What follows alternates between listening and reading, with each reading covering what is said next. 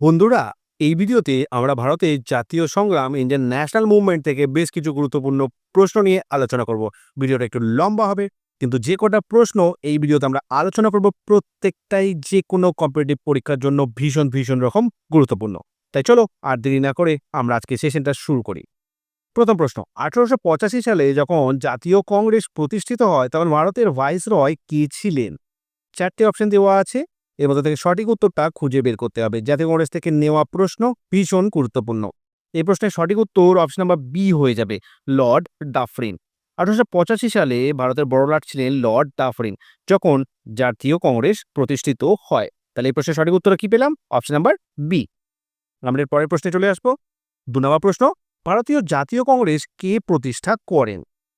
এই প্রশ্নটা ভীষণ ভীষণ গুরুত্বপূর্ণ, খুবই সোজা প্রশ্ন, কিন্তু বারবার করে পরীক্ষাতে রিপিট হয়। যদি তোমার উত্তর অপশন নাম্বার এ হয়ে থাকে তাহলে একদম সঠিক করেছো। লর্ড এ ও হিউম ছিলেন ভারতের জাতীয় কংগ্রেসের প্রতিষ্ঠাতা। কবে প্রতিষ্ঠা করেন? 1885 সালে। কোন স্থানে করেন? বোম্বে। বোম্বে মানে অধুনা মুম্বাই। বোম্বেতে জাতীয় কংগ্রেস প্রতিষ্ঠিত হয়। জাতীয় কংগ্রেসটা একটা ডেডিকেটেড ভিডিও প্লেলিস্টে আছে, যদি ইচ্ছা হয় অবশ্যই একবার চেক আউট করে নিও। কোশ্চেন নাম্বার 3, পূর্ণ স্বরাজের দাবি প্রথমবারের জন্য গৃহীত হয়েছিল কংগ্রেসের কোন অধিবেশনে? ভীষণ ভীষণ গুরুত্বপূর্ণ প্রশ্ন, পূর্ণ স্বরাজ। তো এই পূর্ণ স্বরাজে যে দাবিটা ছিল সেটা প্রথমবারের জন্য উত্তোলিত হয় কোথায়? 1929 সালে লাহোর অধিবেশনে। এই 1929 সালে লাহোর অধিবেশনটা ভীষণ গুরুত্বপূর্ণ। এই সেশনে কি হয়? পূর্ণ স্বরাজের দাবি প্রথমবারের জন্য তোলা হয়। কে ছিলেন প্রেসিডেন্ট? তিনি ছিলেন জওহরলাল নেহেরু। পরের প্রশ্নে চলে আসছে আমরা 4 নম্বর, ভারতীয় স্বাধীনতা সংগ্রামের সময় দিল্লি চলো স্লোগানটি কে দিয়েছিলেন? খুবই গুরুত্বপূর্ণ একটা স্লোগান ছিল এই দিল্লি চলো, এবং এই স্লোগানটা দিয়েছিলেন নেতাজি সুভাষচন্দ্র বসু।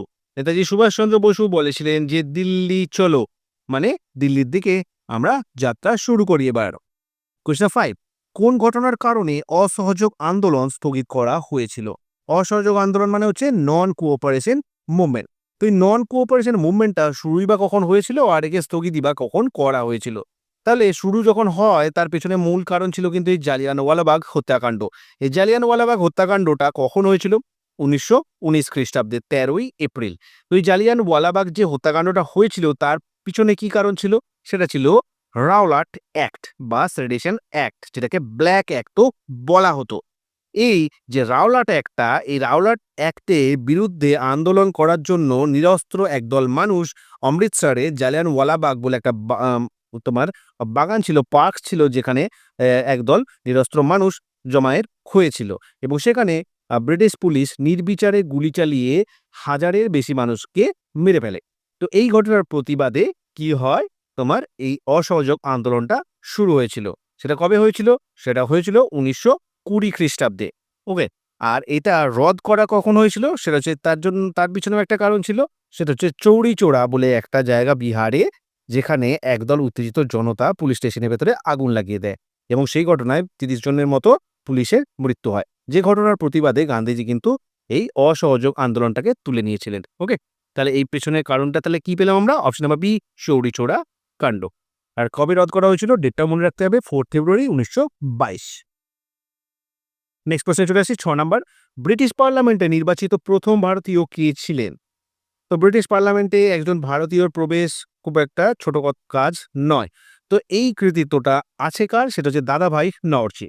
দাদাভাই নওরোজি 1892 খ্রিস্টাব্দে প্রিন্সবারি সেন্ট্রাল প্রভিন্স থেকে তোমার ব্রিটিশ পার্লামেন্টে মনোনীত নির্বাচিত হয়েছিলেন। সঠিক উত্তর অপশন নাম্বার সি। সালটা মনে রাখতে হবে 1892। আর প্রার্থী কে হয়েছিলেন? দাদাভাই নওরোজি।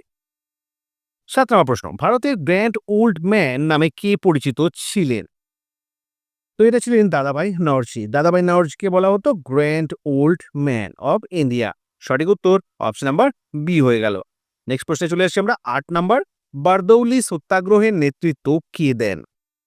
তো এই বারদৌলি সত্যাগ্রহ যেটা হয়েছিল সেটা নেতৃত্ব দিয়েছিলেন সর্দার বল্লভভাই প্যাটেল। না, তিনি তখনও সর্দার হননি।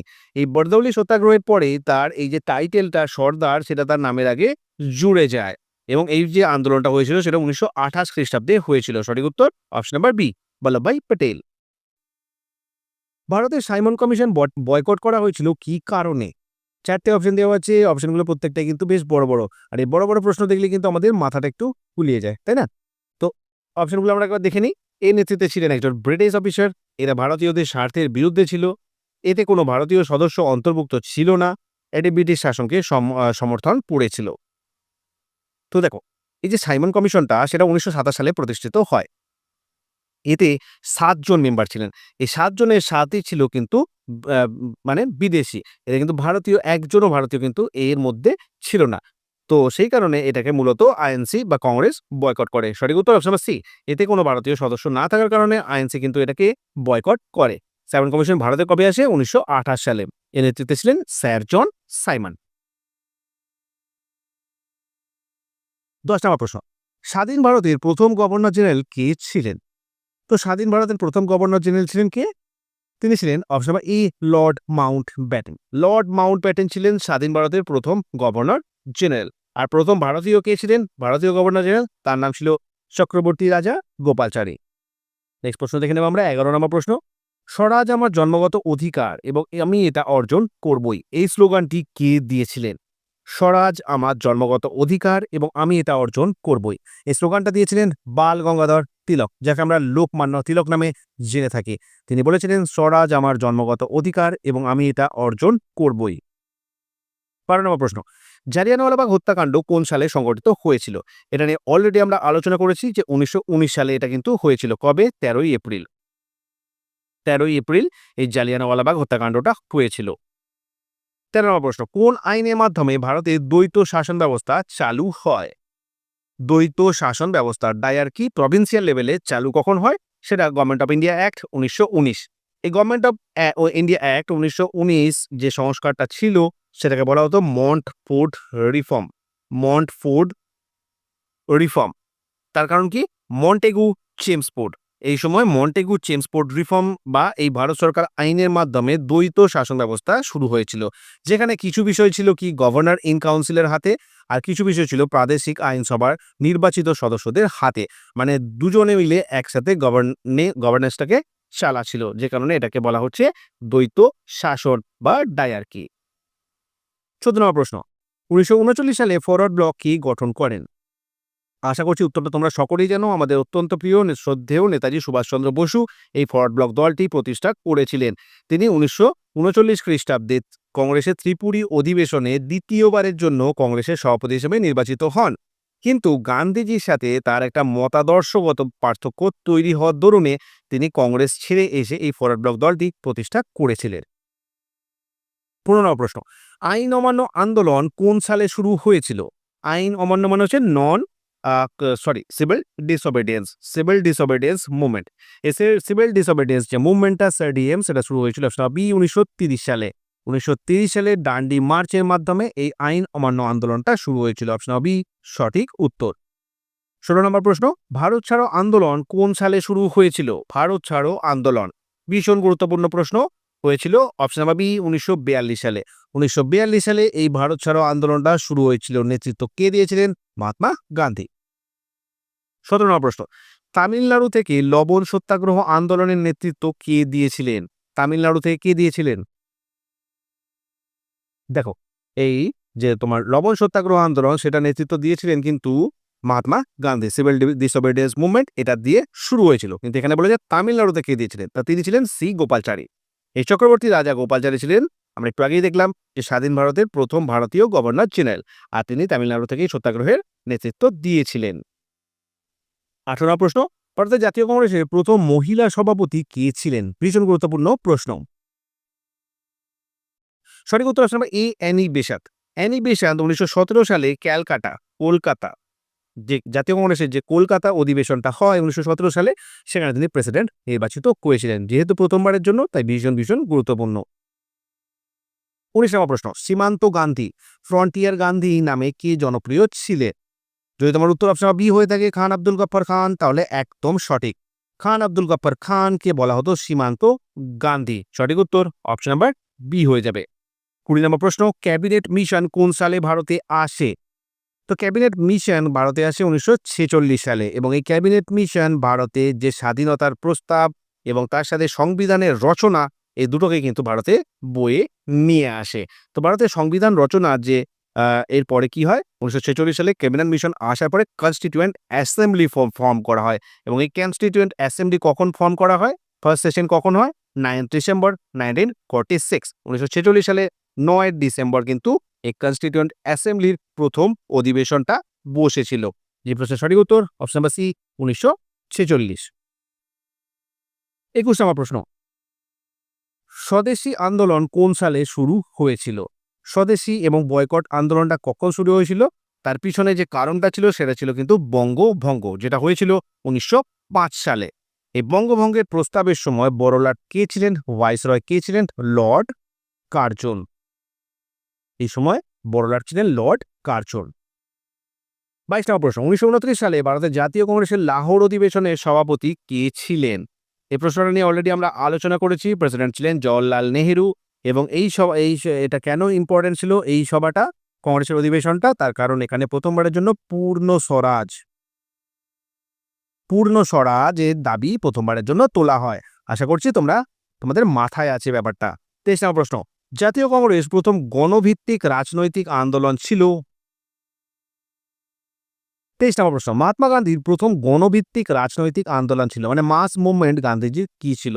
তো দেখো, প্যান ইন্ডিয়া মুভমেন্ট যদি গান্ধীজির প্রথম বলতে হয় তাহলে সেটা কিন্তু এই অসহযোগ নন কোঅপারেশন মুভমেন্টটাই হবে। সঠিক উত্তর অপশন নাম্বার ই হবে। 1920 সালে এই অসহযোগ আন্দোলনটা কিন্তু গান্ধীজি শুরু করেছিলেন। এর আগে গান্ধীজি কিন্তু অনেকগুলো বিদ্রোহের নেতৃত্ব দিয়েছিলেন। চম্পারণ সত্যাগ্রহ 1917 সালে, খেদা সত্যাগ্রহ 1918 সালে, আহমেদাবাদ মিল স্ট্রাইক সেটা 1918 সালে। এই মুভমেন্টগুলো কিন্তু নেতৃত্ব দিয়েছিলেন, কিন্তু এগুলো লোকালাইজড ছিল। যদি প্যান ইন্ডিয়া মুভমেন্ট বলতে হয় মানে পুরো ভারত জুড়ে আন্দোলন বলতে হয় তাহলে সেক্ষেত্রে কিন্তু নন কোঅপারেশন মুভমেন্টটাই হবে সঠিক উত্তর। 1920 থেকে 1922 অব্দি চলেছিল। তবে দেখলাম 4 ফেব্রুয়ারি চৌরি চৌরায় একটা হিংসাত্মক ঘটনার জন্য গান্ধীজি কিন্তু এই বিদ্রোহটাকে স্টপ করে দিয়েছিলেন।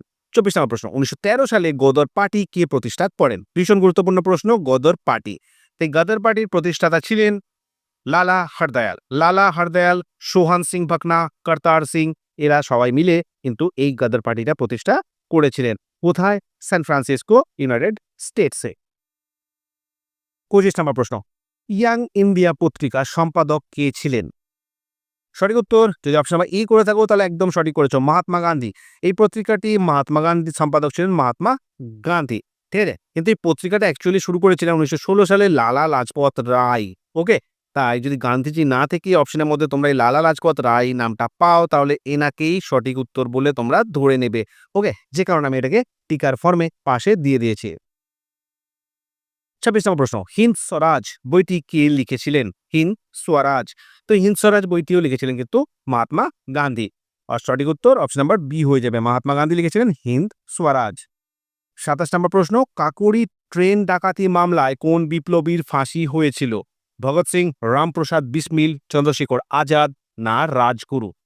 কাকোরি ট্রেন ডাকাতি কবে হয়েছিল?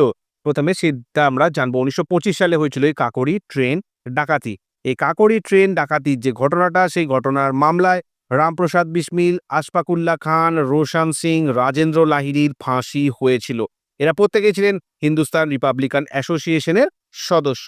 ওকে, তার মানে এরা যে বিপ্লবী প্রতিষ্ঠানটার সাথে সংযুক্ত ছিলেন তার নাম ছিল হিন্দুস্তান রিপাবলিকান অ্যাসোসিয়েশন, যেটা পরবর্তীকালে HSRA, Hindustan Socialist Republican association.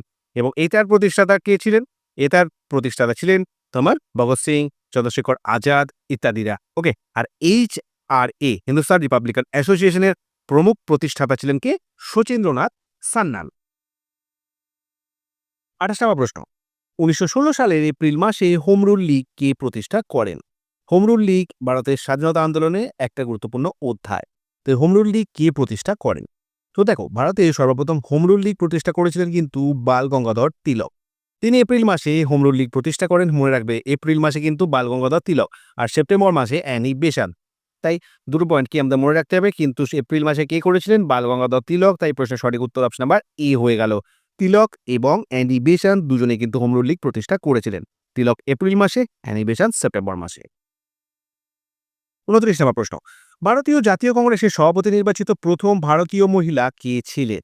যেহেতু প্রথম ভারতীয় মহিলা তাই এই প্রশ্নটা বিশেষ করে গুরুত্বপূর্ণ। এই প্রশ্নের সঠিক উত্তর অপশন বি, সরোজিনী নাইডু। সরোজিনী নাইডু 1925 সালে ভারতের জাতীয় কংগ্রেসের সভাপতি হিসেবে নির্বাচিত হয়েছিলেন। এই সেশনটা কোথায় অনুষ্ঠিত হয়েছিল? তাহলে এই সেশনটা অনুষ্ঠিত হয়েছিল কানপুরে। ওকে, কানপুরে হয়েছিল। আর 1917 সালে প্রথম মহিলা হিসেবে অ্যানি বেসান্ত নির্বাচিত হয়েছিলেন। 30 নম্বর প্রশ্ন, ব্রিটিশ ভারতের শেষ ভাইসরয় কে ছিলেন? ব্রিটিশ ভারতের শেষ ভাইসরয় যিনি ছিলেন তিনি স্বাধীন ভারতের প্রথম গভর্নর জেনারেলও হয়েছিলেন। আশা করছি হিন্টটা থেকে তোমরা সঠিক উত্তরটা খুঁজে পেয়ে গেছো। Option number C, Lord Mountbatten. Lord Mountbatten ছিলেন ভারতের শেষ ভাইসরয় আর স্বাধীন ভারতের প্রথম গভর্নর জেনারেল। 31 নম্বর প্রশ্ন, রাওলাট আইন কোন সালে পাশ হয়? রাওলাট আইন, যেটাকে ব্ল্যাক অ্যাক্টও বলা হতো। তো এই রাওলাট আইন সেটা শুরু হয়েছিল, লাগু করা হয় 1919 খ্রিস্টাব্দে। ওকে, আর এটাকে ব্ল্যাক অ্যাক্ট বলা হতো। আর এর যে বিরুদ্ধে জালিয়ানওয়ালাবাগে একটা সমাবেত সভা অনুষ্ঠিত হয়েছিল, যেখানে পুলিশ নির্বিচারে গুলি চালায় এবং জালিয়ানওয়ালাবাগ হত্যাকাণ্ড বা নরসংহারটি সংঘটিত হয়েছিল, যার প্রতিবাদে তোমার রবীন্দ্রনাথ ঠাকুর তার নাইটহুডটি পরিত্যাগও করেছিলেন। 32 নম্বর প্রশ্ন, ভারত ছাড়ো আন্দোলনের সময় করো অথবা মরো, করেঙ্গে ইয়া মরেঙ্গে, ডু অর ডাই, এই স্লোগানটা কে দিয়েছিলেন? তো ভারত ছাড়ো আন্দোলনটা হয়েছিল 1942 সালে।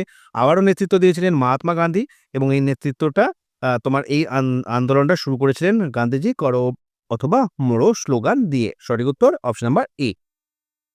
33 নম্বর প্রশ্ন, 1921 সালে ভারতীয় জাতীয় কংগ্রেসের পতাকা কে ডিজাইন করেছিলেন, যা পরবর্তীতে ভারতের জাতীয় পতাকা হিসেবে পরিণত হয়?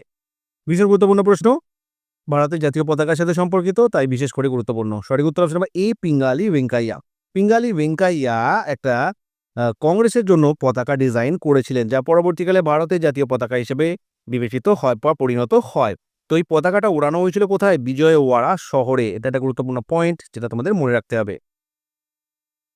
34 নম্বর প্রশ্ন, ক্রিপস মিশন কখন ভারতে পাঠানো হয়েছিল? তা ক্রিপস মিশনটা এসেছিল ভারতে 1942 খ্রিস্টাব্দে। আর এই ক্রিপস মিশন ব্যর্থ হওয়ার দরুনেই কিন্তু এই কুইট ইন্ডিয়া মুভমেন্টটা লঞ্চ করা হয়েছিল, যার নেতৃত্বে ছিলেন আবারও সেই গান্ধীজি। তাহলে ক্রিপস মিশন কখন ভারতে আসে? 1942 খ্রিস্টাব্দে। এই ক্রিপস, স্যার স্ট্যাফোর্ড ক্রিপস কিন্তু আবার ভারতে ফিরে আসেন 1946 সালে ক্যাবিনেট মিশনের সদস্য হিসেবে।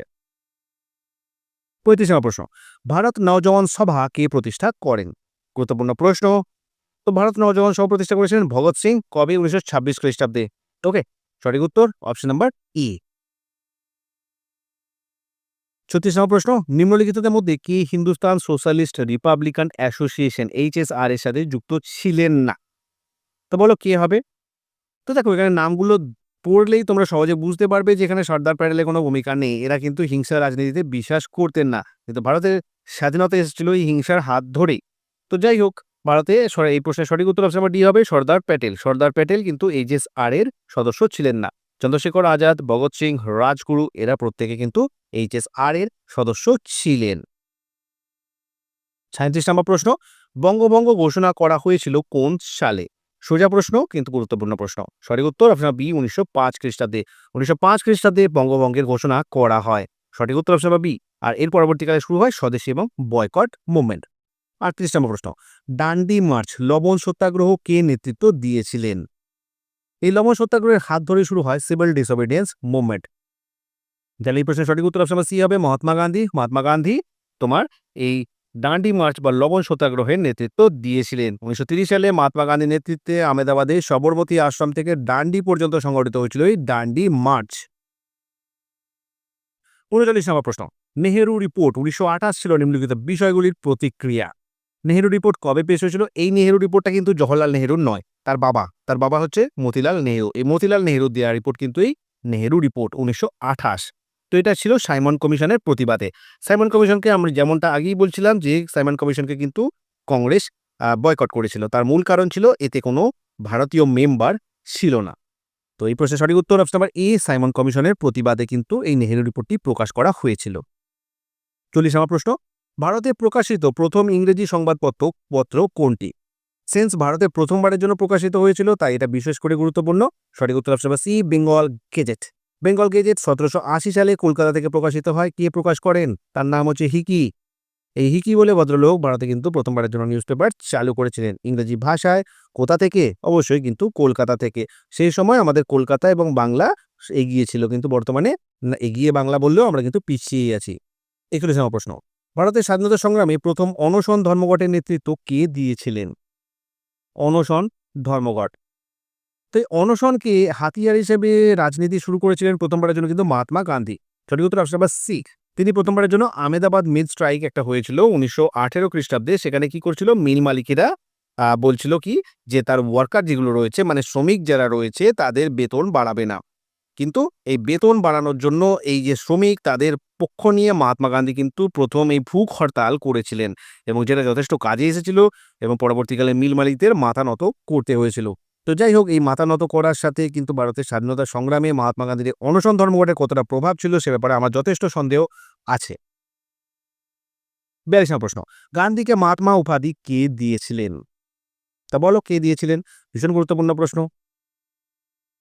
সঠিক উত্তর অপশন নাম্বার বি, রবীন্দ্রনাথ ঠাকুর। রবীন্দ্রনাথ ঠাকুর গান্ধীজিকে বলেছিলেন মহাত্মা। ওকে। আর জাতির জনক কে বলেছিলেন, এটাও আর একটা গুরুত্বপূর্ণ প্রশ্ন যেটা হয়, জাতির জনক বলেছিলেন সুভাষচন্দ্র বসু, যদিও ভারতের অফিসিয়াল আর্কাইভে কিন্তু এরকম কোনো রেকর্ড নেই। 43 নম্বর প্রশ্ন, ভারতীয় জাতীয় কংগ্রেসের প্রথম সভাপতি কে ছিলেন? জাতীয় কংগ্রেসে ব্যতি রেখে বা মহাত্মা গান্ধীকে ব্যতি রেখে ভারতের স্বাধীনতা সংগ্রাম কিন্তু অপূর্ণ। তো এই প্রশ্নটার সঠিক উত্তর হয়ে যাবে অবশ্যই option number B, Umeshchandra Bandyopadhyay বা উমেশচন্দ্র ব্যানার্জি। উমেশচন্দ্র ব্যানার্জি ছিলেন ভারতীয় জাতীয় কংগ্রেসের প্রথম সভাপতি। প্রথম সভাটা কোথায় অনুষ্ঠিত হয়েছিল? 1885 সালে বম্বেতে, তাই তো? বম্বে বম্বেতে হয়েছিল। কোথায়? গোকুলদাস তেজপাল সংস্কৃত কলেজে। জাতীয় কংগ্রেসের নিয়ে একটা ডেডিকেটেড ভিডিও আছে প্লেলিস্টে, একবার অবশ্যই চেক আউট করে নিও। 44 নম্বর প্রশ্ন, সম্পদের নিষ্কাশনের তত্ত্ব ড্রেন অফ ওয়েলথ কে প্রবর্তন করেছিলেন? ভীষণ গুরুত্বপূর্ণ একটা তত্ত্ব যে ড্রেন অফ ওয়েলথ হয়ে যাচ্ছে, তো সেটার ব্যাপারে প্রথমবারের জন্য নজর দিয়েছিলেন দাদাভাই নরজি। সঠিক উত্তর অপশন নাম্বার এ, যাকে আমরা grand old man of India বলে জেনে থাকি, তাই তো? 45 নম্বর প্রশ্ন, 1919 সালে অল ইন্ডিয়া খিলাফত কংগ্রেসের সভাপতি কে ছিলেন? সঠিক উত্তর হবে অপশন বি, মহাত্মা গান্ধী। মহাত্মা গান্ধী 1919 সালে খিলাফত কংগ্রেসের সভাপতি ছিলেন। সঠিক উত্তর অপশন নাম্বার বি হয়ে যাবে। নেক্সট প্রশ্ন দেখে নেব 46 নাম্বার, আজাদ হিন্দ ফৌজ কে প্রতিষ্ঠা করেন? তো আজাদ হিন্দ ফৌজ প্রতিষ্ঠা করেছিলেন Subhashchandra Bose. Actually Indian national আর্মির প্রতিষ্ঠাতা কিন্তু সুভাষচন্দ্র বোস নন। সেই প্রতিষ্ঠাতা ছিলেন রাসবিহারী বোস। প্রথমবারের জন্য ইন্ডিয়ান ন্যাশনাল আর্মির যে ধারণা সেটা কিন্তু প্রথমবারের জন্য পোষণ করেন কে? তার নাম মোহন সিং। কিন্তু এই আজাদ হিন্দ ফৌজের প্রতিষ্ঠাতা বলতে কিন্তু সুভাষচন্দ্র বোসকেই ধরা হয়।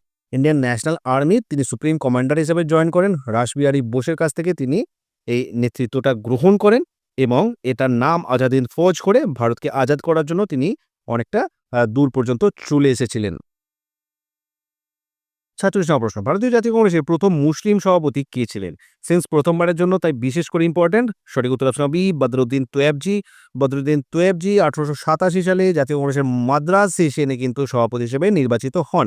যেহেতু প্রথমবারের জন্য তাই বিশেষ করে গুরুত্বপূর্ণ। আমরা পরের কোয়েশ্চেনে দেখে নেব 48, আনহ্যাপি ইন্ডিয়া বইটি কে লিখেছেন? ভীষণ গুরুত্বপূর্ণ একটা বই আনহ্যাপি ইন্ডিয়া। এই বইটির লেখক লালা লাজপত রায়। সঠিক উত্তর option number B, Lala Lajpat Rai. 49 নম্বর প্রশ্ন, ভারত ছাড়ো আন্দোলনের সময় ভারতের ভাইস রয় কে ছিলেন? মানে 1942 সালে তো ভারত ছাড়ো আন্দোলনটা শুরু হলো গান্ধীজির নেতৃত্বে। তো এই নেতৃত্বে গান্ধীজি যখন আন্দোলনটা শুরু করেছিলেন সেই সময় বড়লাট কে ছিলেন? তো সেই সময় বড়লাট ছিলেন Lord Linlithgow. Option number D, Lord Linlithgow সেই সময় ছিলেন ভারতের বড়লাট। সালটা কত? 1942। 50 নম্বর প্রশ্ন, মহাত্মা গান্ধী এবং ড্যাশের মধ্যে পুনা চুক্তি স্বাক্ষরিত হয়েছিল? তো কার কার মধ্যে এই পুনা চুক্তিটি স্বাক্ষরিত হয়? সেটা মহাত্মা গান্ধী এবং ডক্টর বি.আর. আম্বেদকরের মধ্যে পুনা চুক্তিটি স্বাক্ষরিত হয়েছিল। কবে? 1932 সালে। এই প্রশ্নের সঠিক উত্তর অপশন নাম্বার বি হয়ে যাবে। তো বন্ধুরা, এই ছিল 50টা প্রশ্ন ভারতের স্বাধীনতা সংগ্রাম থেকে নেওয়া। একটা ভিডিওতে অবশ্যই এত বড় একটা টপিককে কভার করা সম্ভব না। আমি এরপরে পার্ট 2, পার্ট 3 অবশ্যই নিয়ে আসবো, যেখানে বাকি যে কোয়েশ্চেনগুলো ইম্পর্টেন্ট ছেড়ে গেছে সেগুলোকে অবশ্যই কভার আপ করে দেব। যদি ভিডিওটা ভালো লাগে বন্ধুরা অবশ্যই কিন্তু তোমরা কমেন্ট করে জানিও, বন্ধুদের সাথে শেয়ার করে দিও। আর চ্যানেলটা যদি এখনো সাবস্ক্রাইব না করে থাকো অবশ্যই কিন্তু সাবস্ক্রাইব করে নিও।